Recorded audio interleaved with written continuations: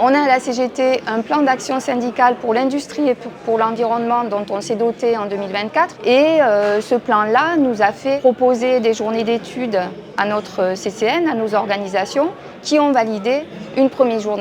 journée d'études sur la mobilité et une seconde journée, notamment sur les enjeux de l'eau. La manière dont les pouvoirs publics gèrent l'eau et l'assainissement ne nous semble pas correspondre aux attentes des salariés, aux attentes des citoyens. Nous avons des repères revendicatifs à travailler collectivement pour, d'une part, les mettre à jour, après s'être acculturés lors de cette journée à partir des experts, de l'expérience de camarades, de chercheurs qui sont venus mettre à notre disposition leurs connaissances. Maintenant, il faut que l'on concrétise des revendications et qu'on essaye de les partager avec nos syndiqués, avec les salariés, de façon à pouvoir mettre en œuvre partout où c'est possible et partout où on en a besoin, des mobilisations qui peuvent être à la fois des luttes ou des interpellations d'élus, des interpellations au niveau européen aussi, au niveau ministériel. Ce que nous revendiquons quand même en premier lieu, c'est un État stratège aussi sur ces sujets-là, qui arrête de saupoudrer avec des aides qui ne sont conditionnées à absolument aucun critère environnementaux,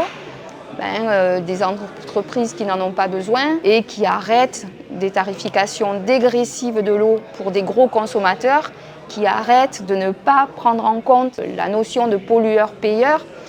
Tout ça, ça demande vraiment de remettre en place un travail collectif de façon à pouvoir être plus fort face au pouvoir public, à revendiquer, en l'étayant bien, cette fameuse gestion publique de l'eau et de l'assainissement comme on la souhaite. Nous, ce que nous souhaitons, on l'a vu dans le débat, il existe effectivement des comités de bassin auxquels on ne participe pas forcément en tant que représentant des salariés. Ce qu'il faut, c'est concevoir des instances qui soient très ouvertes, où le rôle des organisations syndicales soit reconnu, celui des ONG aussi, celui des usagers. Donc voilà, quelque chose de large et démocratique. Alors il existe plusieurs formations environnement, dont une formation d'une semaine à l'ISST de Bourg-la-Reine, où on aborde beaucoup de sujets avec des experts reconnus. Il existe aussi un livret industrie qui est en préparation et un livret environnement qui est en préparation, et une boîte à outils qui permettra notamment aux élus